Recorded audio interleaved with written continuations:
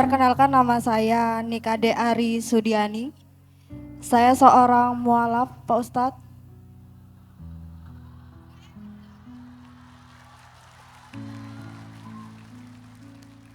Untuk nama muslim saya Balkis Flo Al-Kiari. Jadi saya tetap dipanggil Ari, Pak Ustadz. Jadi Pak Ustadz, saya mau cerita tentang luka saya yang sampai saat ini masih belum bisa saya sembuhkan, Pak Ustadz. Saya menikah dengan mantan suami saya dan ikut memeluk agamanya Islam, yang dari awal saya mohon maaf saya adalah Hindu. Selama 5 tahun saya menikah, Pak Ustadz, saya selalu mendapatkan perilakuan yang buruk. Seringkali saya diselingkuhi. Seringkali saya diperlakukan yang bisa disebut dengan KDRT, Pak Ustadz. Seringkali cacian, hinaan yang dia lontarkan kepada saya, anak saya, bahkan anak kandungnya sendiri, bahkan orang tua saya yang non-muslim, Pak Ustadz. Terakhir kejadian di tanggal 26 Oktober 2024, Pak Ustadz, adalah hari di mana saya mengambil keputusan terbesar dalam hidup saya. Saya diperlakukan atau di KDRT yang bisa dibilang jika saya tidak hentikan itu mungkin hanya tinggal nama yang tertinggal. Banyak perilakuan buruk, Pak Ustadz, yang saya dilakukan. Bahkan dicekik sampai tidak sentuh dengan lantai, Pak Ustadz. Bahkan saya pun bekerja membantu dapur. Saya sebagai sales. Bahkan sampai bisa dibilang melebihi dari hal yang kewajiban yang harus dia lakukan.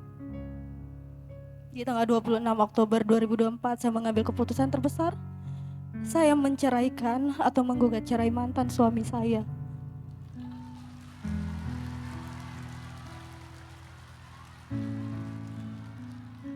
Bukan hanya itu, Pak Ustadz. Atas 5 tahun kami bersama, perilaku sikap, diselingkuhi, KDRT, kekerasan, dan banyak lainnya, saya juga melaporkan tindakan kekerasan tersebut ke Polres. Dia udah menjalani hukumannya, kami sudah bercerai. Dia menjalani hukuman sekitar 1,3 tahun penjara. Yang mau saya tanyakan, Pak Ustadz, jujur, sampai saat ini saya sakit. Saya mengorbankan keyakinan saya yang dari lahir untuk laki-laki yang hanya ingin memanfaatkan saya untuk mendapatkan semua harta dari jerih payah saya sendiri. Setiap saya melihat orang tua saya, Pak Ustadz, saya gak bisa, Pak Ustadz, selalu nangis. Dan lebih hebatnya lagi, walaupun kami sudah bercerai, kedua orang tua saya masih membukakan pintu sebesar-besarnya ke rumahnya, Pak Ustadz.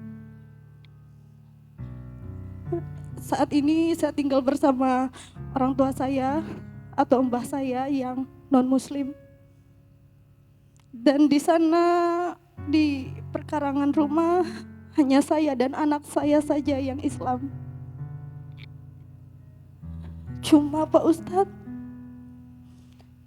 setiap malam hari saya insomnia, tidak bisa tidur. Dan setiap saya mengingat kejadian KDRT yang terakhir kali, Pak Ustadz, badan saya bergetar hebat, Pak Ustadz. Kenapa saya orangnya? Kenapa saya yang diperlakukan seperti itu setelah saya memberikan semuanya, Pak Ustadz? Dibilang ikhlas, saya ikhlas menjalanin semuanya. Tapi Pak Ustadz, setiap ada pertanyaan dari anak saya yang melihat langsung kejadian kekerasan tersebut, Pak Ustadz, "Ma, besok kalau Atta besar, Atta yang akan balas sakit mama, akan pukul bapak." Sakit, Pak Ustadz. Mungkin dari tamu yang ada di sini, mungkin ada yang dari wilayah Ampenan yang mungkin kenal saya. Bahkan sakit banget, Pak Ustadz. Dan saya benar-benar gak bisa melupakan hal tersebut sampai saat ini, Pak Ustadz. Setiap saya tutup mata, selalu terbayang kejadian tersebut, Pak Ustadz.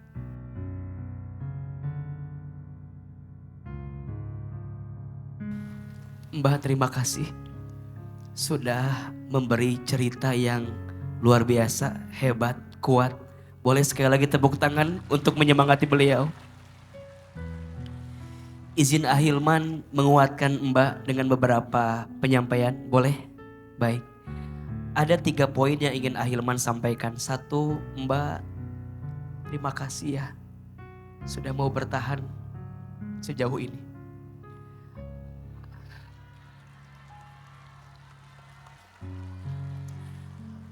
AA nitip, semoga hidayah masih Mbak peluk terus. Hidayah Islam yang Allah titipkan sama Mbak, jaga baik-baik. Mohon maaf kalau kemarin Mbak dilukai oleh suami. Sesungguhnya perilaku suami tidak mencerminkan seorang Islam yang baik. Karena Islam itu secara makna artinya damai, selamat. Maka disebutkan kata Nabi, siapakah orang Islam yang paling baik? Seseorang yang pandai menyelamatkan dengan lisan dan tangannya. Maka mohon maaf, perilaku beliau kemarin, na'udzubillah, itu adalah oknum. Dan Mbak jangan menyimpulkan kalau orang Islam seperti itu. Karena orang Islam yang baik harusnya tidak seperti itu. Bahkan disebutkan kata Nabi SAW, khairukum li ahlihi wa ana khairukum li ahli. Sebaik-baiknya suami adalah yang paling baik kepada keluarganya. Dan aku, kata Nabi, yang paling baik kepada keluargaku. Maka ini pelajaran, para suami belajar ya menjadi suami yang baik. Kok agak tertekan gitu wajahnya? Karena baiknya seorang suami akan mengantarkan kebaikan untuk seorang istri. Tepuk tangan untuk beliau. Poin yang kedua, Mbak, tidaklah Allah menguji seseorang kecuali Allah tahu pundak dan tubuh orang itu kuat untuk menerimanya. Kalau Mbak bertanya, Ustadz, kenapa harus saya yang diuji dengan ujian seberat itu? Karena Allah tahu Mbak sekuat itu.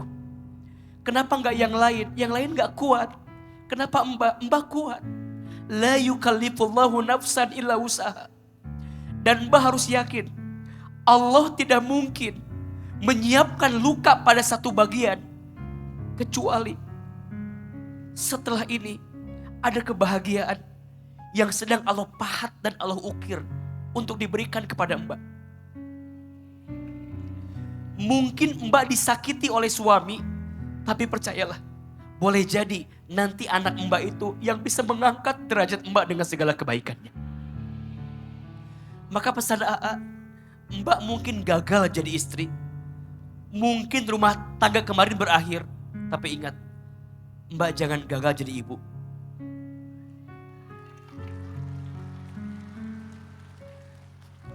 Mbak jangan khawatir.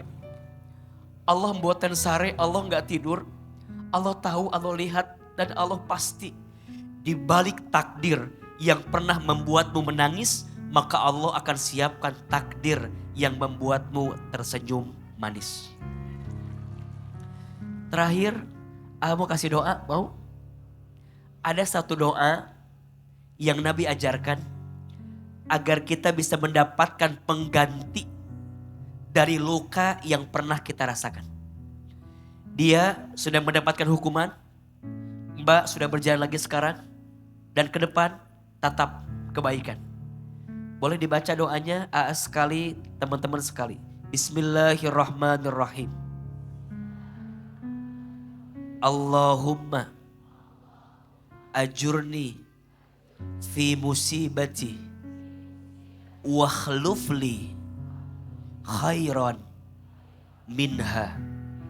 Ya Allah, berikanlah pahala kepadaku atas musibah yang menimpaku, dan gantikanlah semua yang menyakitiku dengan ganti yang lebih baik menurutmu.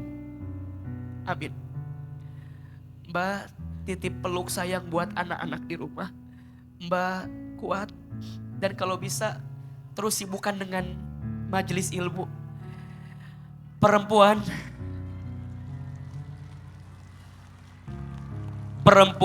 harus sibuk dengan ilmu.